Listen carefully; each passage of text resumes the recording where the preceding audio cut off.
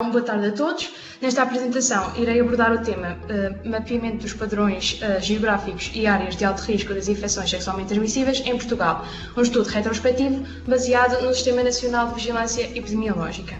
Globalmente, as ISTs têm vindo a aumentar nos últimos anos, sendo que a Organização Mundial de Saúde estima que mais de 1 milhão de ISTs são contraídas diariamente. Entre as ISTs mais comuns encontram-se a clamídia, a gonorreia e a sífilis. De modo a travar a epidemia das ISTs, a Organização Mundial de Saúde estabeleceu o objetivo de reduzir em 90% a incidência de sífilis e gonorreia até 2030. Para que este objetivo seja necessário que haja uma cooperação entre países de forma dinâmica destas infecções através da sua monitorização.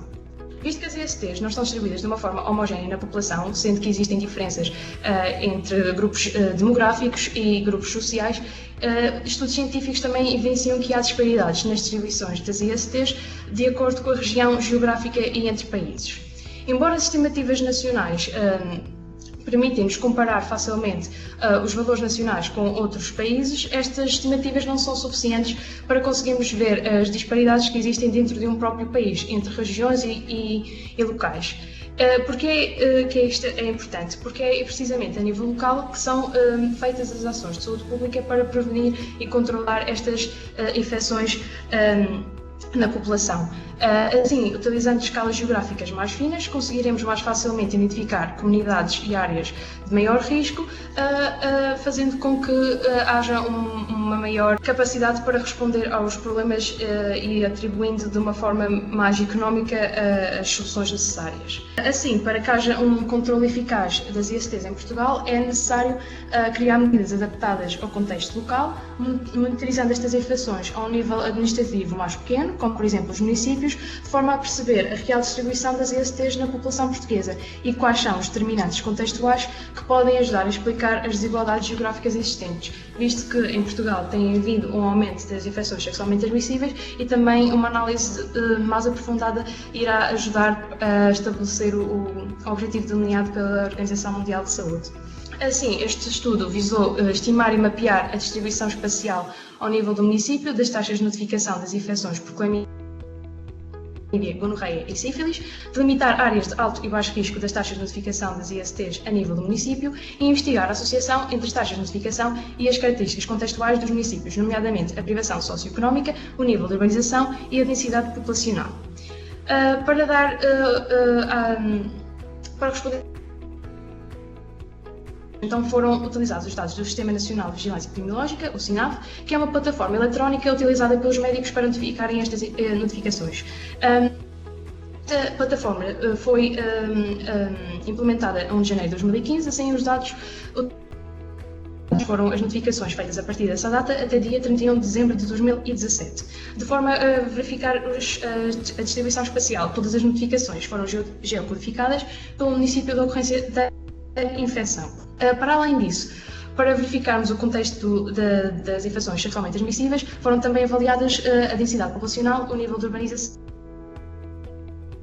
e a socioeconómica.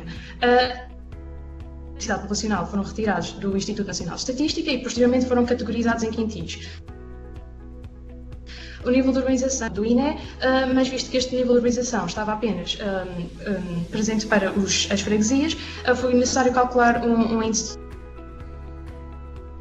do nível de urbanização para os municípios, sendo que depois foi categorizado em quintis. Por fim, o índice de privação socioeconómica europeu foi utilizado para verificar a privação socioeconómica dos municípios portugueses e posteriormente em quintis. Para garantir que os padrões espaciais e as associações não eram influenciadas pelas diferenças demográficas da população, as taxas de notificação foram ajustadas através do método indireto de padronização. A caracterização dos padrões espaciais foi feita através de modelos espaciais, as taxas de notificação padronizadas, e também porque estes modelos utilizam as informações de vizinhança para os dados, visto que os valores da vizinhança para conseguimos chegar que aparecem muito quando utilizamos áreas geográficas pequenas e também populações pequenas. Foi também utilizada para identificar as áreas com uma taxa acima da média nacional e também abaixo, que são referidas como área de alto e baixo risco. Por fim, para ver entre as ISTs com as variáveis contextuais, também foram utilizados os modelos espaciais bayesianos, que foram verificados através do risco relativo e do respectivo intervalo de credibilidade.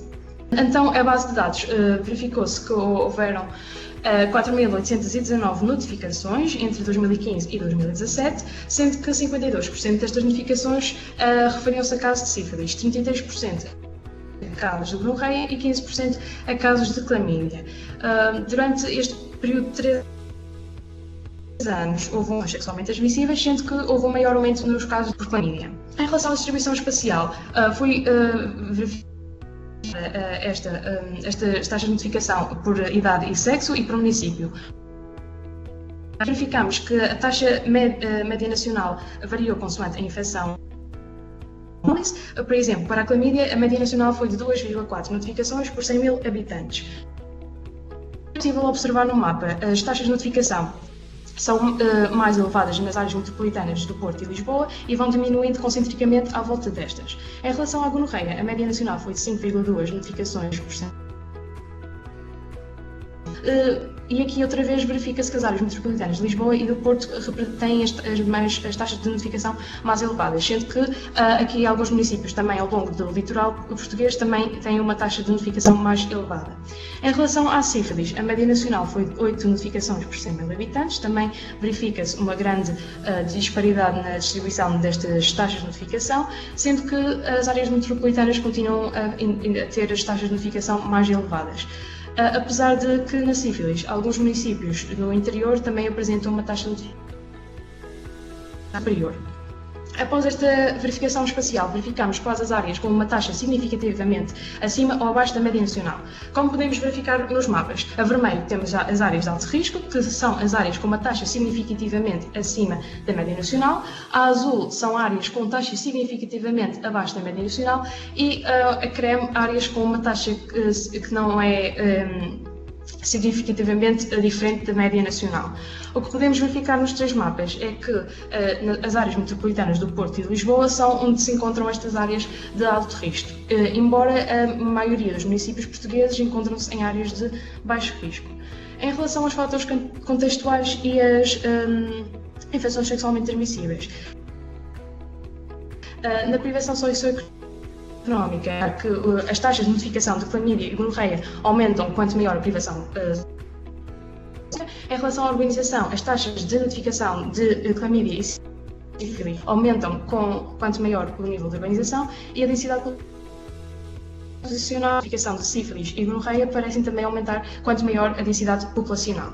Passando à parte da análise da discussão dos dados.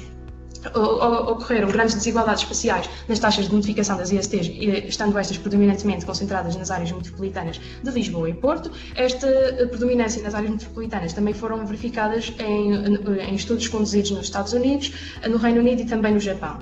A consideração espacial das ISTs em grandes centros urbanos também reflete a complexidade das interações humanas, visto que as áreas urbanas têm espaços físicos que proporcionam uma maior interação entre as pessoas, há uma maior interação e também uma maior possibilidade de ter mais parceiros sexuais, fazendo com que haja também uma maior probabilidade de haver uma disseminação destas infecções na população.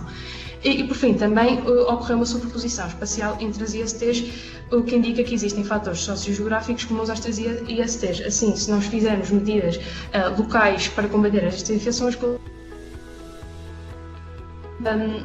resolver o problema de uma forma financeiramente mais eficaz. Em relação aos fatores contextuais e às ISTs, verificamos que existem associações diferentes consoante o fator contextual. Este também já foi verificado em outros estudos conduzidos em outros países e estas diferenças poderão ser explicadas parcialmente pela própria biologia do agente infeccioso de cada uma das bactérias que causa estas infecções. Para concluir, em Portugal existem grandes desigualdades espaciais nas taxas de notificação das ISTs, estando estas predominantemente concentradas nas duas áreas metropolitanas de Lisboa e Porto, e diferentes fatores contextuais estão associados com as taxas de notificação.